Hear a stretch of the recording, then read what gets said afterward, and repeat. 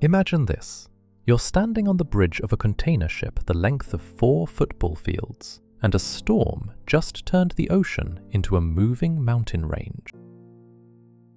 The nearest port is 1,100 nautical miles away, and 23 crew members below deck are trusting you to keep this vessel from becoming a headline.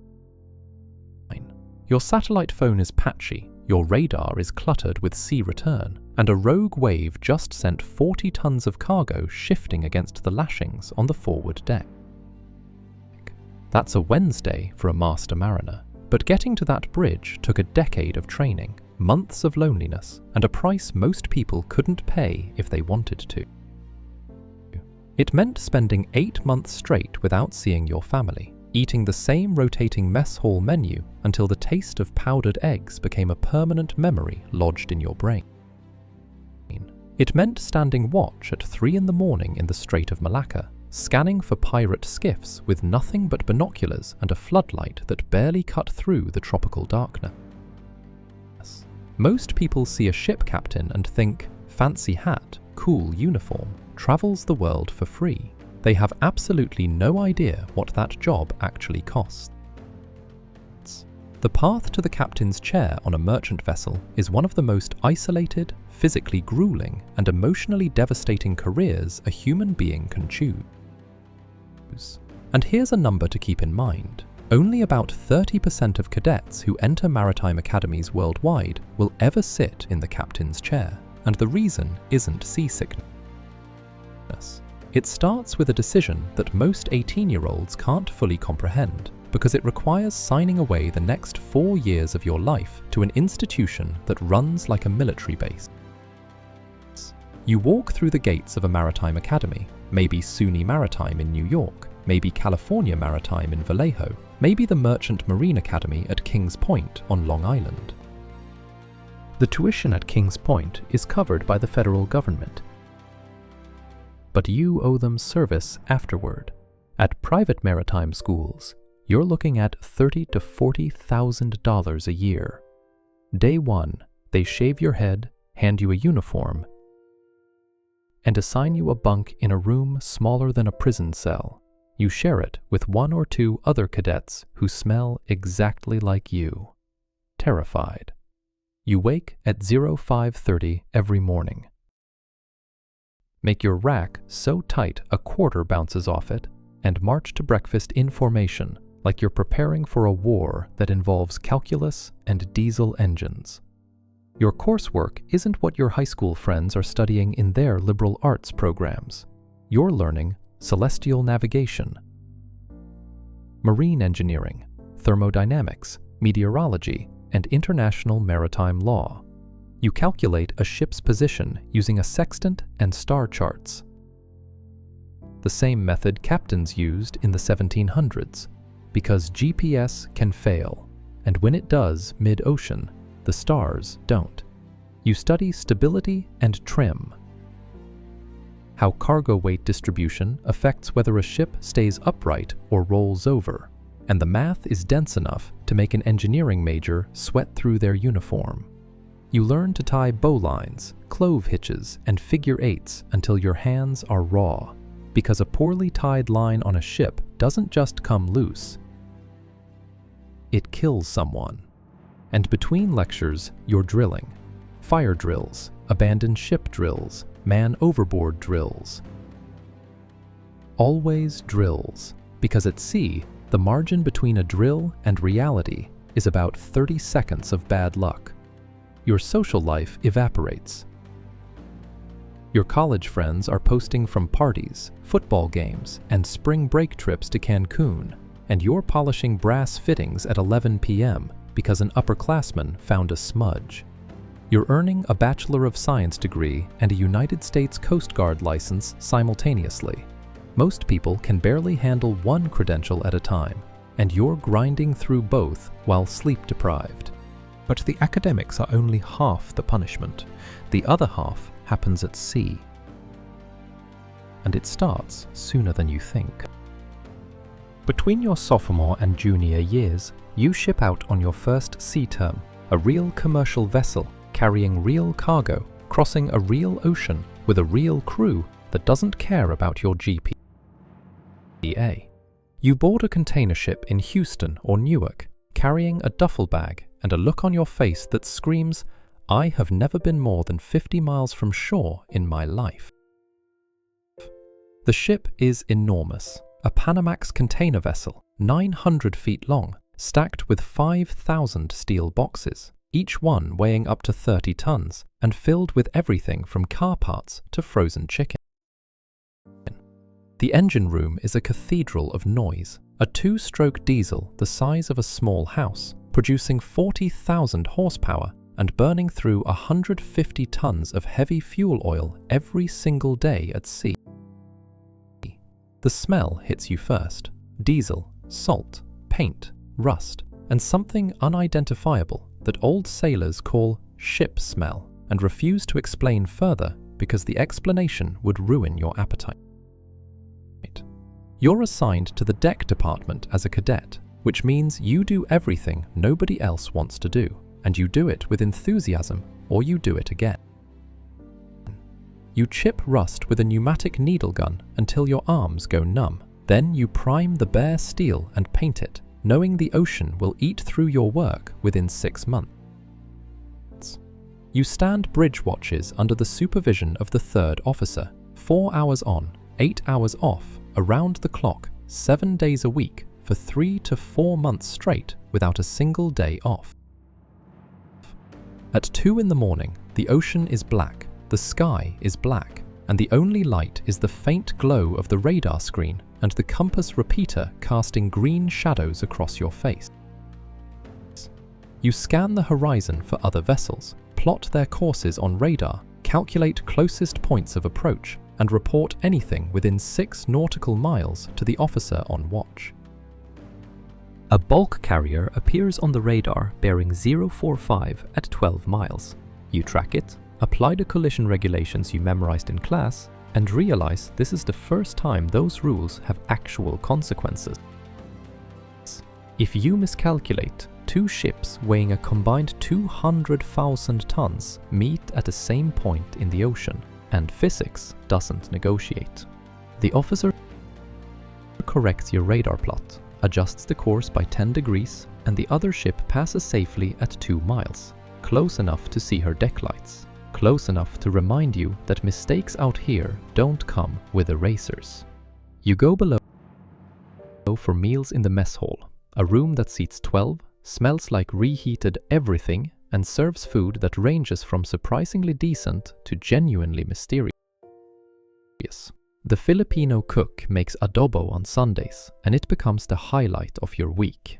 Not because you're a food critic, but because after 17 days of the same rotating menu, any variation feels like a Michelin star event.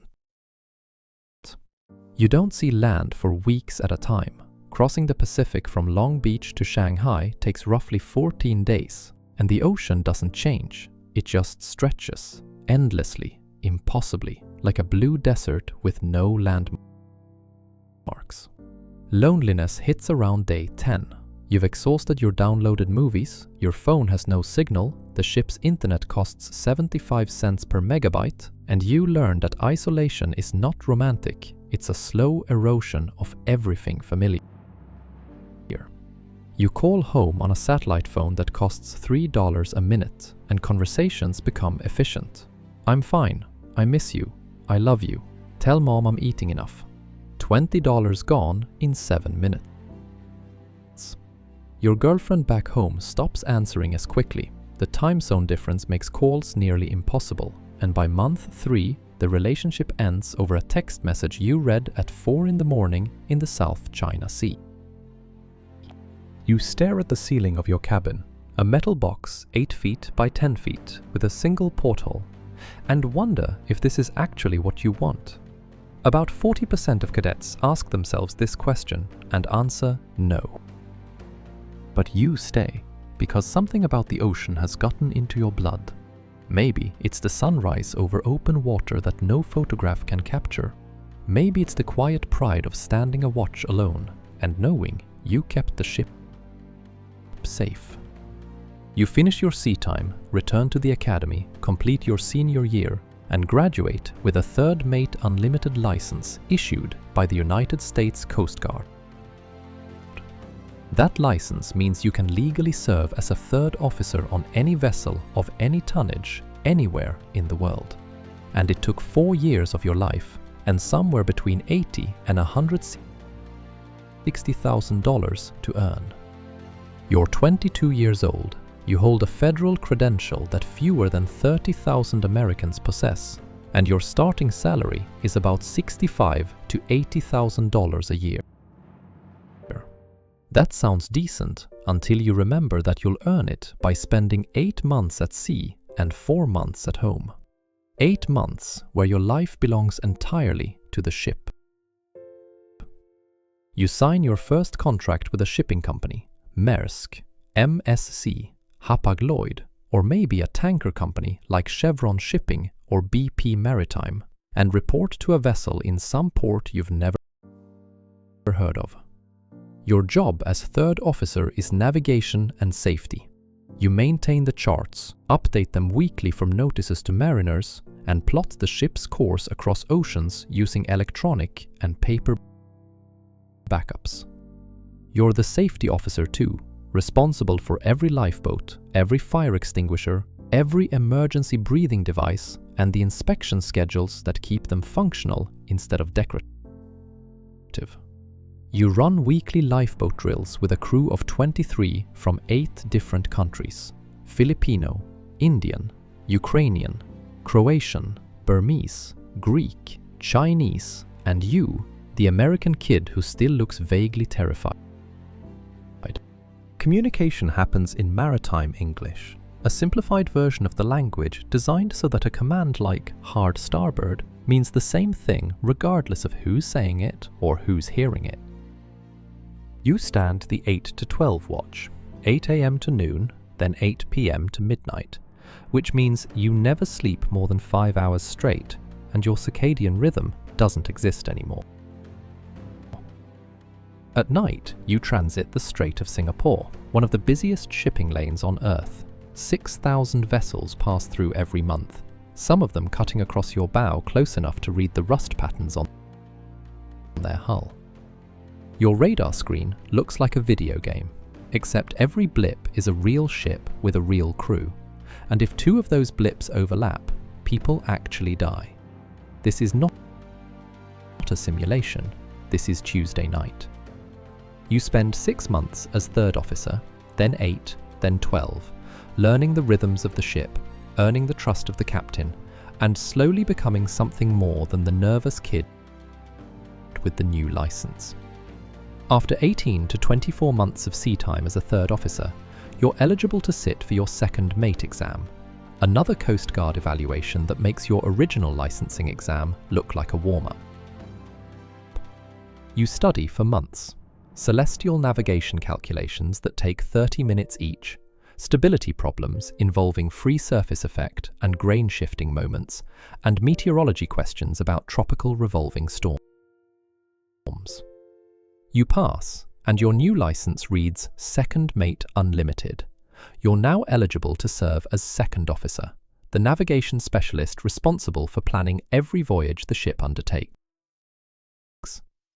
Your salary climbs to $90,000 to $110,000 a year, and you're responsible for passage planning, plotting a route from Rotterdam to Singapore that accounts for weather, currents, piracy zones, and emission control areas. A single voyage plan can be 200 pages long. Waypoints, course changes, speed adjustments, contingency anchorages, and risk assessments for every strait, canal, and high traffic zone along the route. You manage the ship's medical locker because the nearest hospital is often 1,000 miles away, and you're the closest thing to a doctor this crew has until a helicopter can arrive. You've treated second-degree burns from an engine room steam leak, stitched a bosun's forearm after a mooring line snapback, and diagnosed appendicitis correctly enough to justify an emergency diversion to Colombo. You administered antibiotics from the ship's medical guide, a 700-page manual that assumes you have zero medical training, which is accurate, and talks you through procedures step by step like a recipe book for human emergencies. The isolation deepens as you gain rank. You're no longer just a watchstander, you're a decision maker, and decision makers carry weight that doesn't wash off when the watch ends. After another 2 to 3 years of sea time, you sit for your chief mate exam, the most difficult written examination in the entire American merchant marine licensing system. It covers everything: advanced stability, cargo operations, damage control, firefighting, shipboard management, international regulations, and navigation at a level that borders on theoretical physics disguised as seamanship. The pass rate hovers around 50 to 60% on the first attempt. Grown adults who've spent years at sea walk out of that testing center looking like they've seen something they can't unsee. You pass on your second try. No shame in that, most people do. And your license now reads Chief Mate Unlimited, and your salary jumps to $120,000 to $150,000 per year. You're the captain's right hand, the executive officer, the person who runs the deck department, manages cargo operations, and takes command if the captain becomes incapacitated, which happens more often than anyone advertises. In port, you oversee the loading of 8,000 containers onto a vessel, each one assigned a specific slot based on weight, destination, and contents. Because stacking a 40-ton box of machinery on top of a 20-ton box of electronics is how you create a very expensive avalanche. A loading error in Busan once cost a shipping line $14 million when improperly secured containers went overboard in the Pacific. 300 boxes gone, sinking to the ocean floor along with someone's career. You don't let that happen on your ship. You check the stowage plan, verify the lashing inspections, and walk the deck yourself at 0300 in a hard hat and steel-toed boots. Because trust is good, but verification keeps people alive. At sea, you manage the maintenance of the entire deck structure: hatches, cranes, mooring equipment, anchor windlasses, and the hull itself, which is essentially a floating steel building that the ocean is trying to destroy 24 hours a day. You coordinate with the chief engineer, who runs everything below the waterline, and together, you keep a machine the size of a skyscraper functioning in the most corrosive environment on the planet. Salt water eats steel at roughly 0.1 millimeters per year in tropical waters. That sounds insignificant until you realize the ship has to last 25 years, and every millimeter matters when the hull is all that separates you from the Atlantic. And through all of this, the loneliness remains your constant companion. Not dramatic loneliness, not cinematic loneliness, just the quiet, grinding absence of everything familiar that wears you down one day at a time. Your children take their first steps while you're transiting the Suez Canal. Your wife sends a video, and you watch it 14 times in your cabin, and on the 15th time you cry, and then you go stand your watch because the ship doesn't care about your feelings.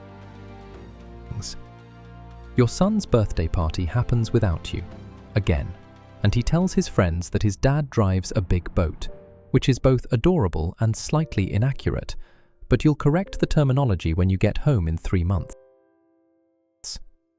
You miss Christmases, anniversaries, funerals, weddings, and the ordinary Tuesday dinners that nobody appreciates until they can't have them. And the divorce rate among senior merchant mariners sits around 40 to 50%, which surprises absolutely no one who's lived this life.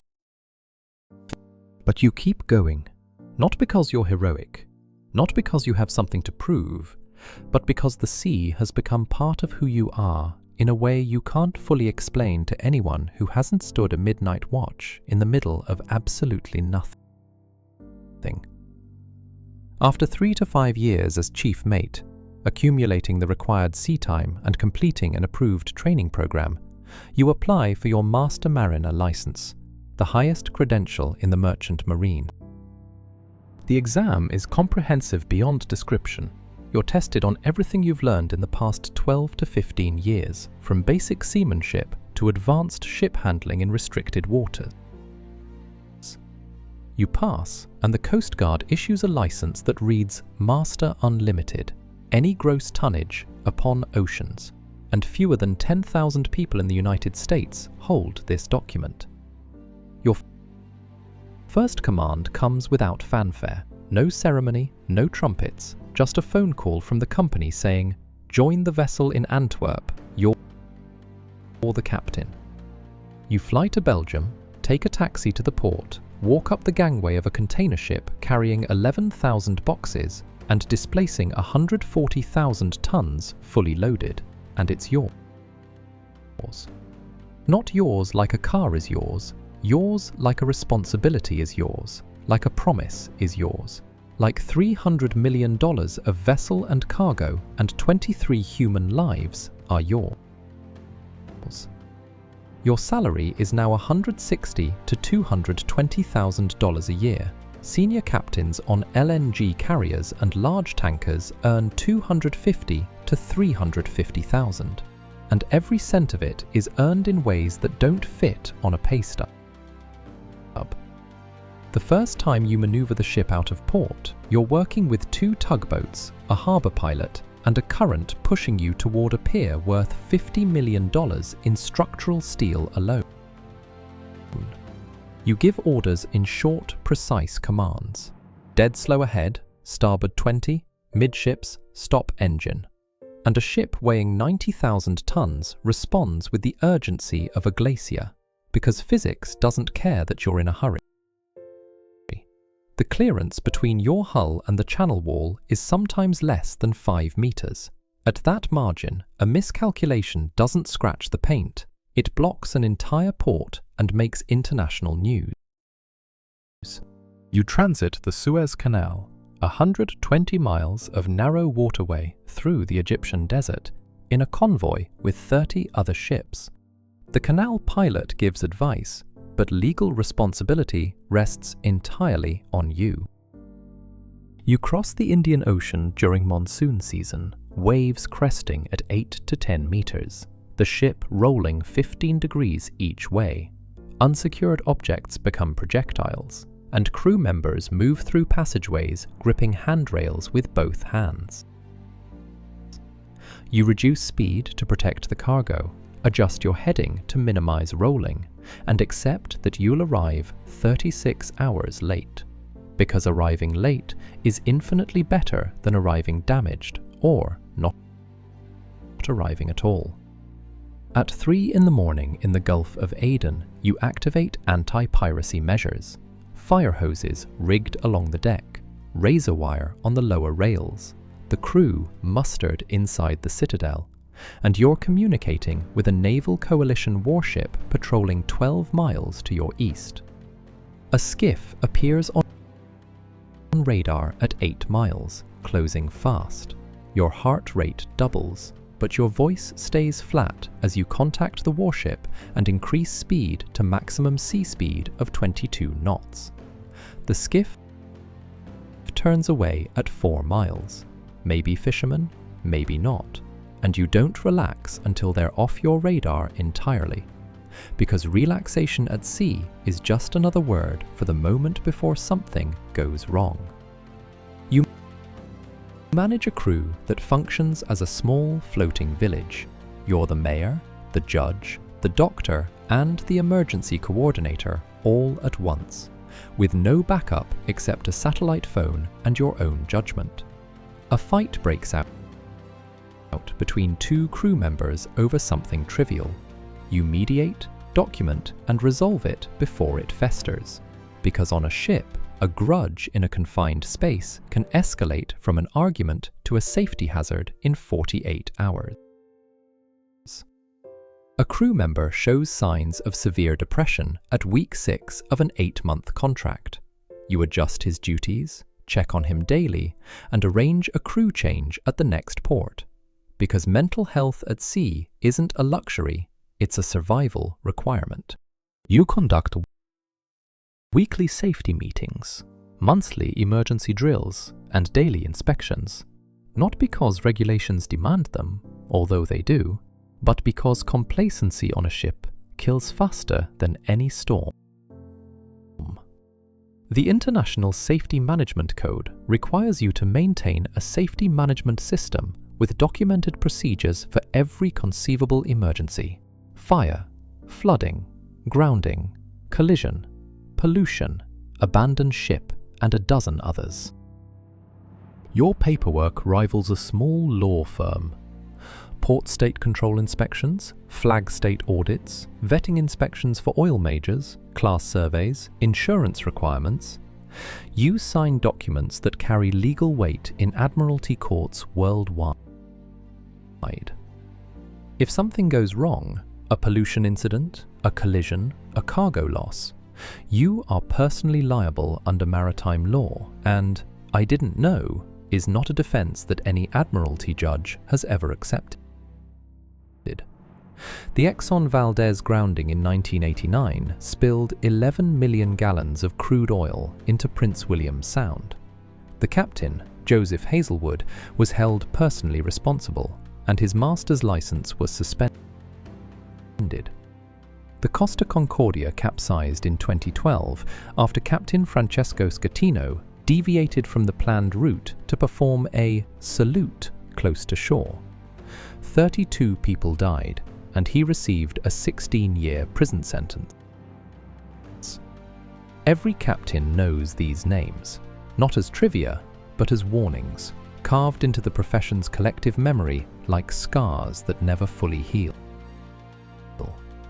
You carry that knowledge every time you sign a voyage plan, every time you approve a course change, every time you make a decision that seems routine but could cascade into catastrophe if you're wrong. But then there are moments that make the weight feel lighter, and they arrive without announcement, usually when you least expect them. You're 57 now, 35 years at sea, over 300,000 nautical miles, enough ocean crossings to circle the Earth more than a dozen times. You've transited the Panama Canal 41 times, the Suez Canal 36, rounded the Cape of Good Hope in seas that made grown men pray, and anchored in ports across 6 continents. And on your final voyage, somewhere in the mid-Atlantic, you step out onto the bridge wing at dawn and watch the sun rise over an ocean that has taken everything from you and given you everything in return. The wind smells like salt and diesel and distance. The same smell that hit you when you boarded your first ship as a 20-year-old cadet who didn't know port from starboard without thinking about it first. Your chief officer is on the bridge running the morning watch. Your crew is waking up below. And the ship moves beneath your feet with a rhythm you know better than your own heartbeat.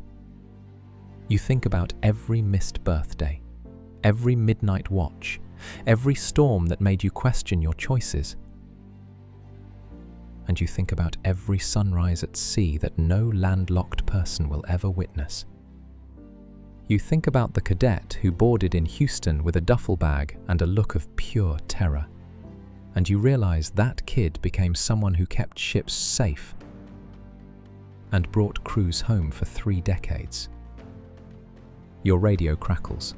A passing vessel calls on channel 16 and you answer with your call sign, your vessel name, and a steady voice that carries 35 years of ocean in every syllable.